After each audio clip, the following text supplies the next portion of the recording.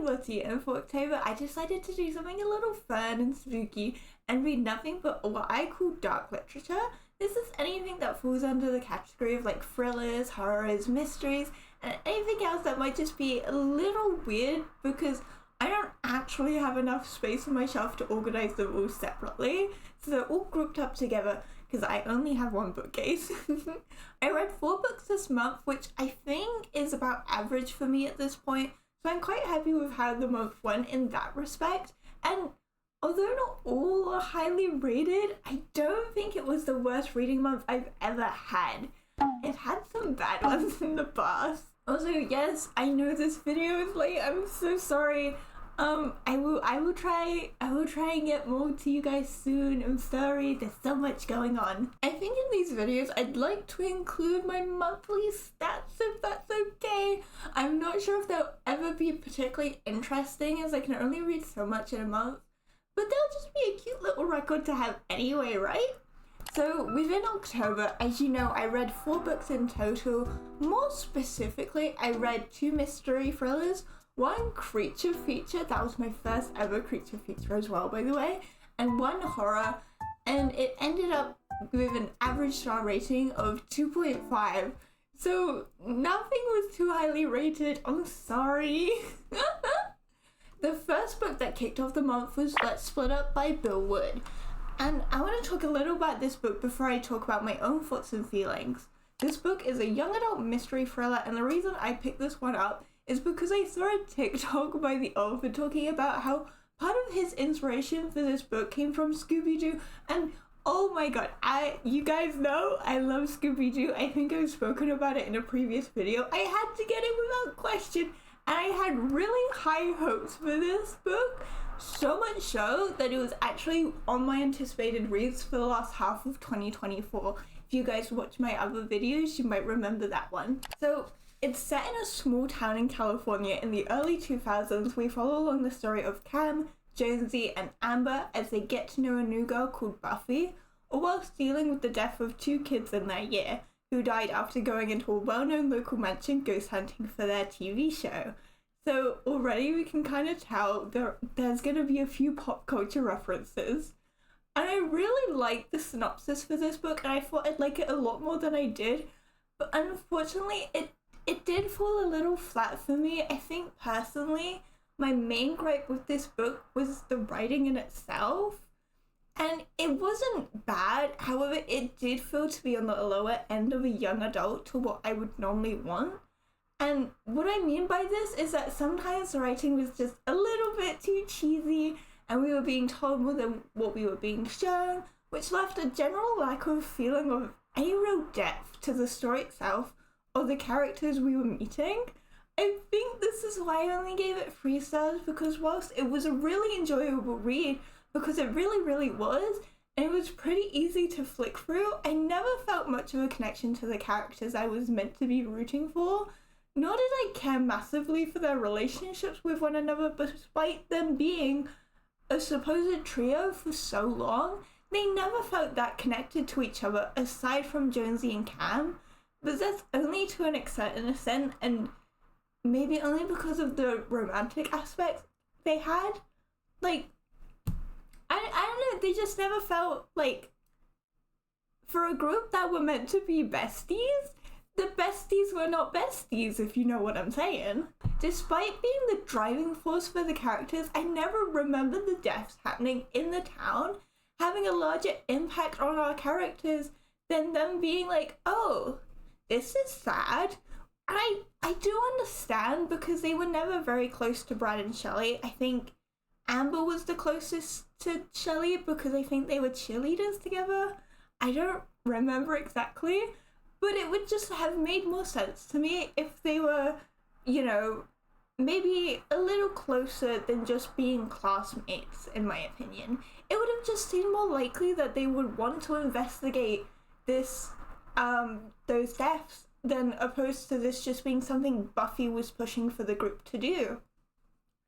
Because, you know, we find out why Buffy did push so hard to want to find out what's going on with the group, but you know, I feel like it would have just made more sense if the two groups were just a little closer together if they had more interactions and maybe just one or two classes together.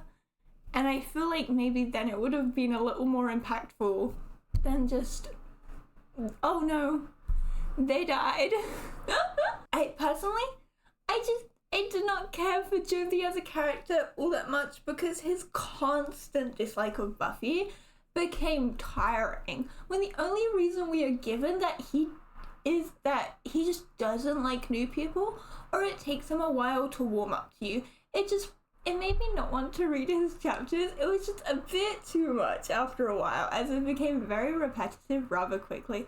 And I totally get it. He's totally right in not wanting to meet new people immediately and be besties with them. But like, every single chapter he had, like, come on, babes, I get it. You're pushing a bit too hard on this one.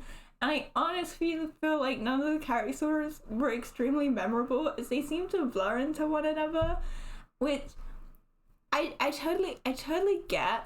This happens in a lot of multi-point of view books. For me, personally, I feel like the characters are never really that different from each other, but like, sometimes I would be getting mixed up between Josie and Cam. I'd be like, wait, who am I with? And I'd have to go back and check to make sure, I was getting all the context. Because they blended a little bit. But anyway, moving on to the actual mystery side of the book, I accidentally guessed who the killer was early on, and I'm sorry I didn't mean to, but also I didn't really, and it's really kind of funny, maybe. It depends what your definition of funny would be, because I had a thought whilst reading this that I was like, oh, it'd be so funny if this character was the killer, like in this other book I read recently, but surely not. Why would that happen? Well, whoopsies, it did happen, and whoopsies it was. But it still came as a slight surprise because I did dismiss the thought initially, as I try not to guess who the killer is when I read mystery novels and like the type, because I don't know, it's more fun to be surprised, I guess, but sometimes I still end up doing it. It's a bad habit. I will say though, you are throwing quite a few like potential red herrings, if we're gonna, use technical terms in the book, because, it is a mystery after all, and I kind of like those red herrings, because, 2020 is everything, and you can go back and you can realize and be like, oh yeah, so it did keep me guessing, it kind of kept me on my toes. And I will say, something that did truly bug me though, however, was picking up on clues that are never picked up on by the gang in the actual story. It gets picked up in the epilogue, but oh boy, I found that a little infuriating. Yes, that may just be because I'm the reader, of course I'm gonna pick up faster than they are, but are you really, really telling me that none of them could put two and two together? Honestly, none of them could. All in all, I don't think it was terrible, but it was quite enjoyable, really. For what it was worth, I gave it 3 stars after all. I did enjoy all the Scooby-Doo references, because there are 1 or 2 that I caught. They did give me a little giggle whilst I read. I really like that. Would I recommend this to anyone though? I'm not sure. I think maybe a young reader would have a lot of enjoyment with this, or if you're just looking for like a little palette cleanser between denser books, I still think it's really fun and enjoyable. And if you really want something Scooby-Doo-esque, I would recommend picking this up. It's kind of fun. It's kind of silly. And also guys, I've kept my spoiler-free links to the end, so please skip ahead or cover your ears, because I have some notes that I have to talk about. Okay, I have to talk about these. The ending reveal of the killer.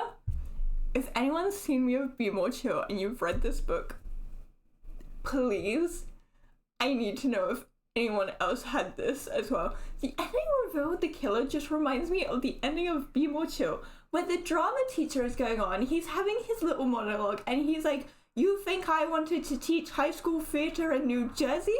My script says I could go all the way to Broadway." Mr. Reyes? You needy, pathetic, self-centered students! You think I wanted to teach high school drama in New Jersey? My script says I can go all the way to Broadway! And that was a terrible impression, I'm sorry. But that's all I could think about. All I could think about. Had no other thoughts in this head. And that was just all that was going through my head for the last half of the book. I still think it's hilarious though. I do wish we had spent longer on catching the quote-unquote fake killer than we did. And again, if you've read this, what are your thoughts on this? Because I feel like it could have been so much more suspenseful, really add more to the thriller aspect of the book. But unfortunately it was done before it started. We move on from it so fast that it was a little disappointing in that regard. And I think when you notice that the scene is moving much too fast for what it is, and you look at how much of the book is left, you know it's not the real killer, and I think that kind of kills that scene.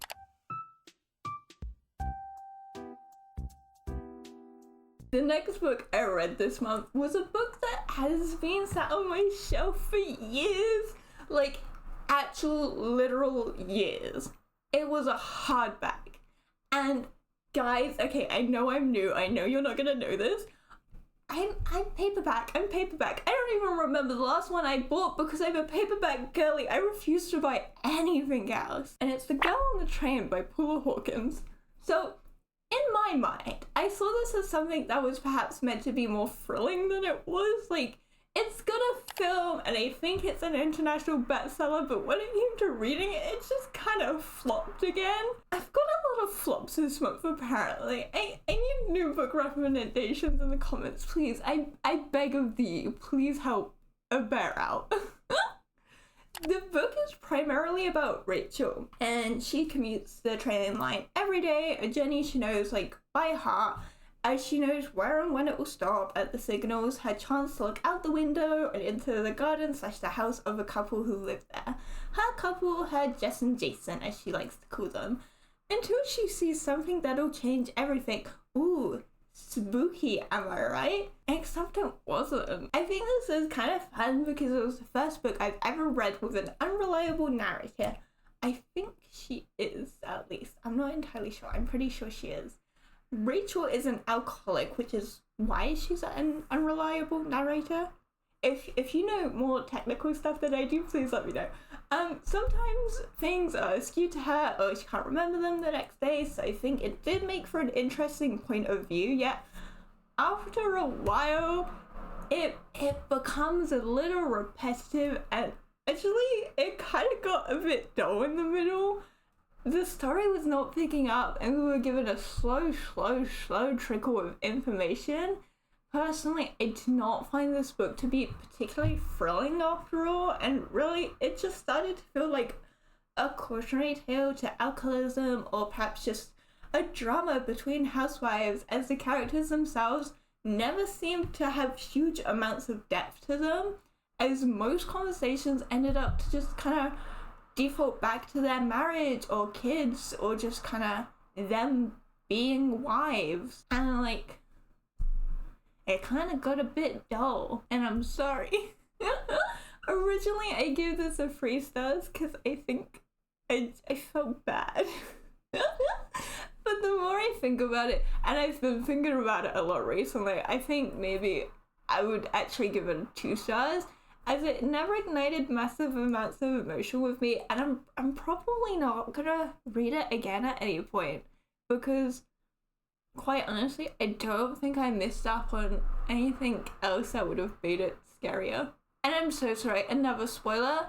Of course the killer is the killer. Like, come on.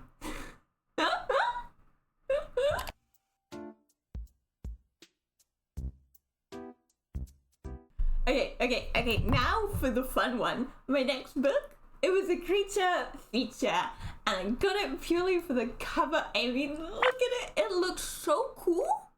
It looks so cool. I am happy to announce I judge a book by its cover. I am what they warn you about. I wanted to be scared by the spider. Unfortunately, I was not scared by the fire. By the spider? This was another book I was just a little disappointed by. I'm sorry, guys. I'm sorry. This is not a very good first reading wrap-up. Give me book recommendations that are 5 stars. Please, once again, I beg of thee. Scattle by Barnaby Walter. And guys, I was initially kind of confused at first. That was rude. Where was I? Oh, okay.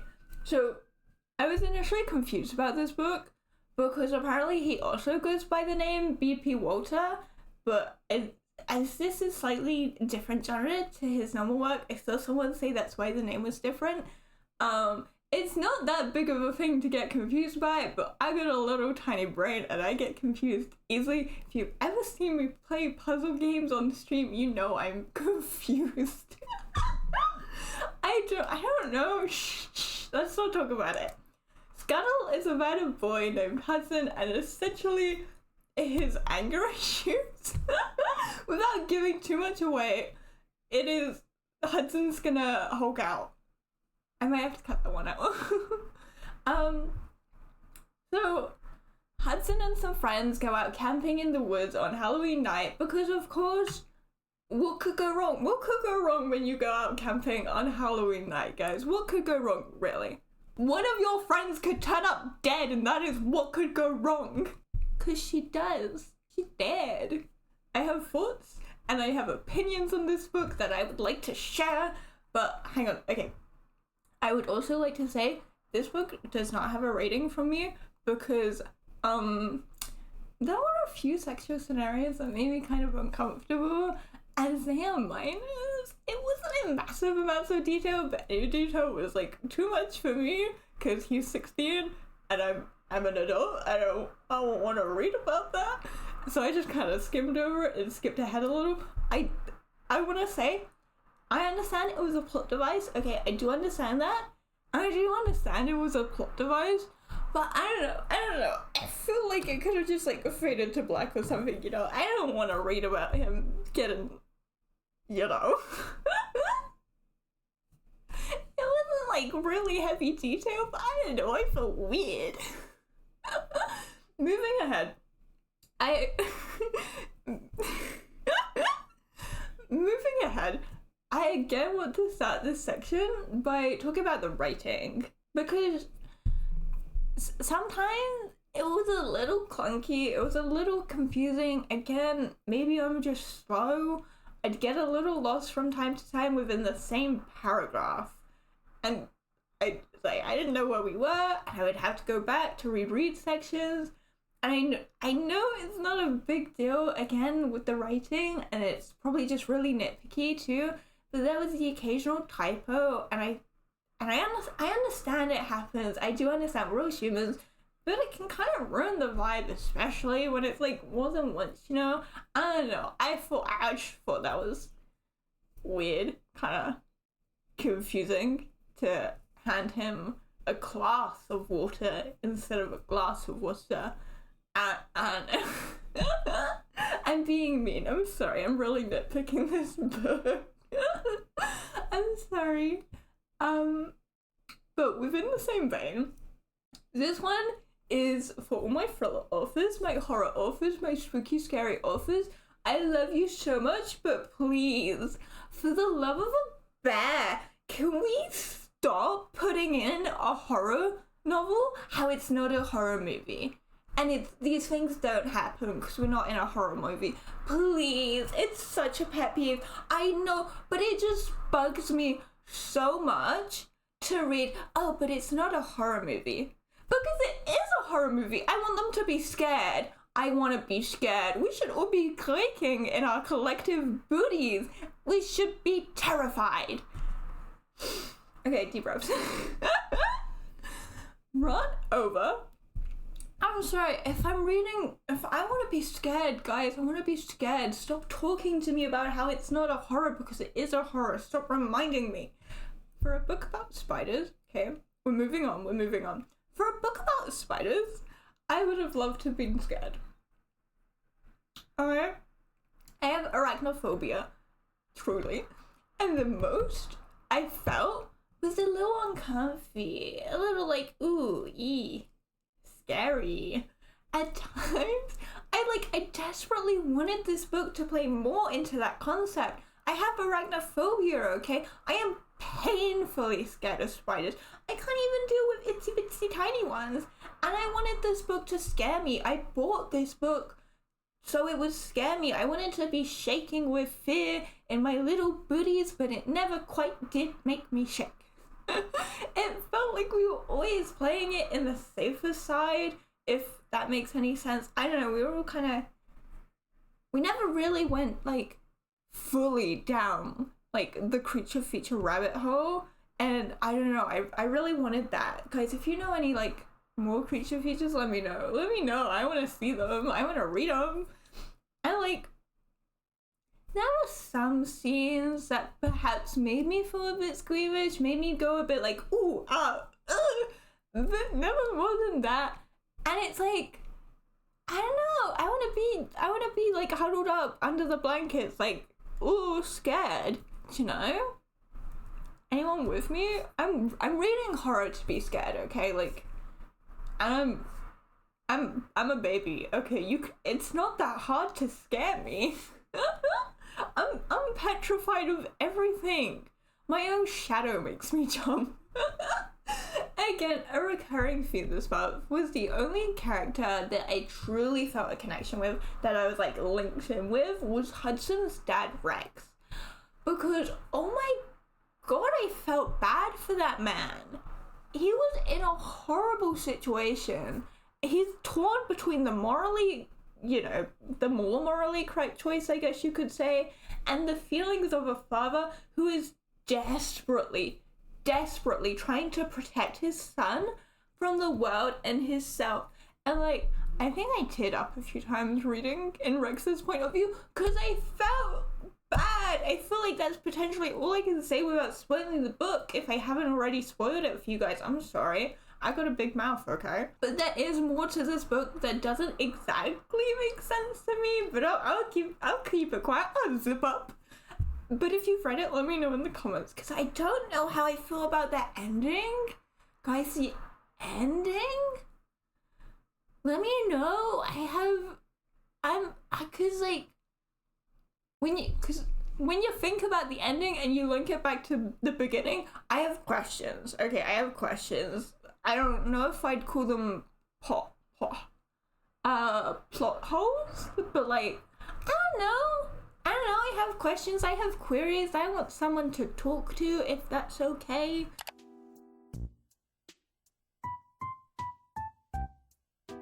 Okay, guys, home stretch. Okay, guys, we're on the last book. Ooh, last book.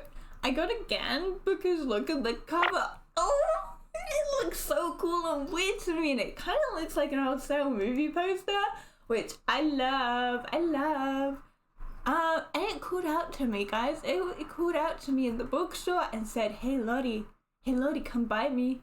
And buy it, I did, and I own it now. And I'm probably never gonna read it again. Sorry. Whoopsies. Hey the Piper by George A. Romero and Daniel Kraus?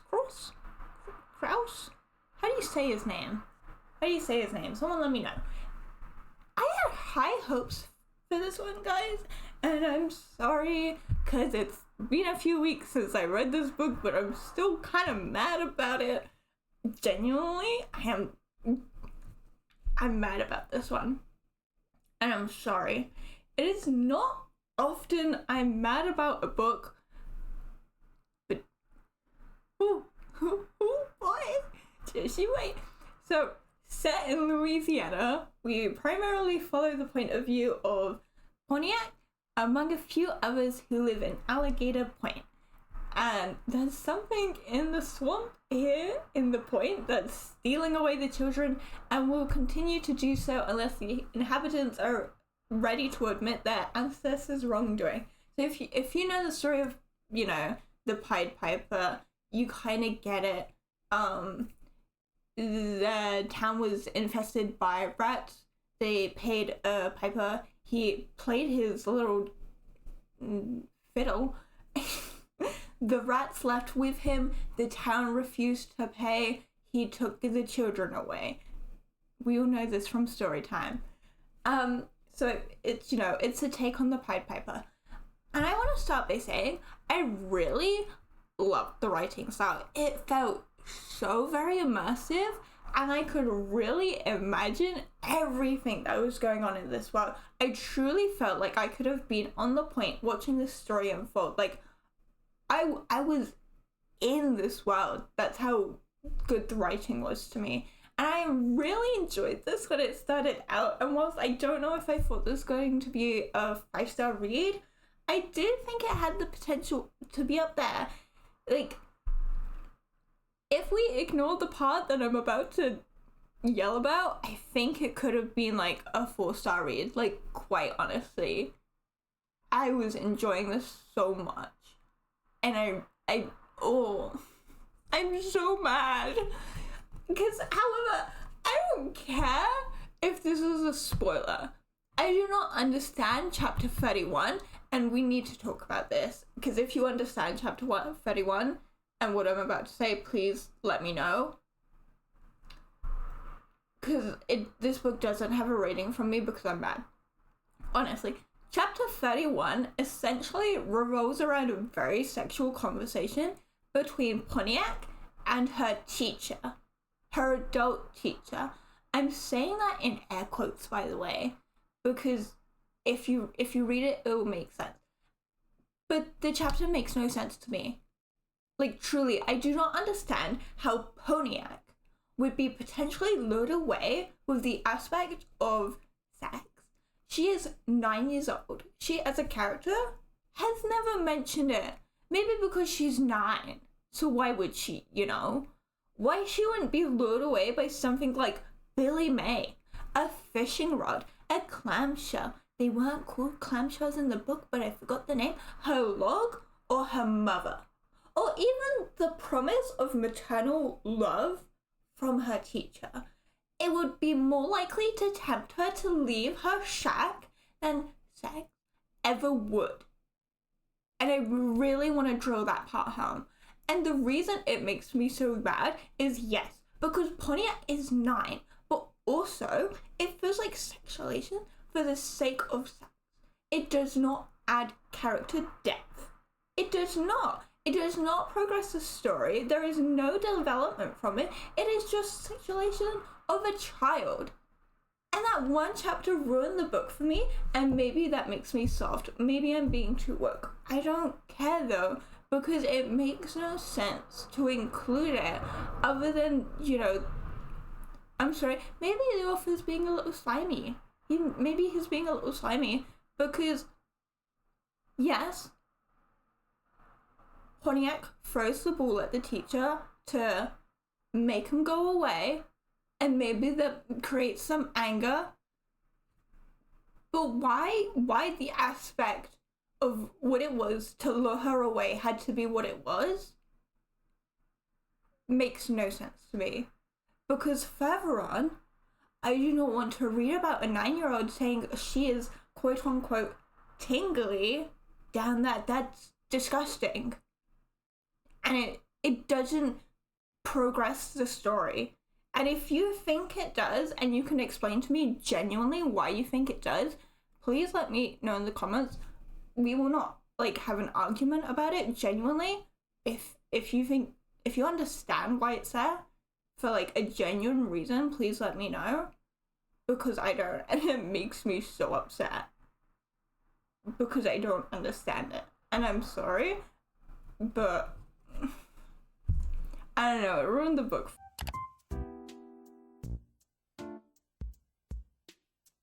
But that's one of the books I read best. I'm sorry to end it on such a rant, but I think it's important that we have conversations about these things when we discuss books. I don't think these subjects should be given a free pass just because it's written words, you know? I think we should still call these things out. especially if they do not progress the story and they are just in there to be in there, because it's still weird. I hope everyone has a happy reading month. Let me know what you're reading in the comments and go find me somewhere else in Beartown, because I'm always walking about. I'm always there. Bye bye bears. Bye bye.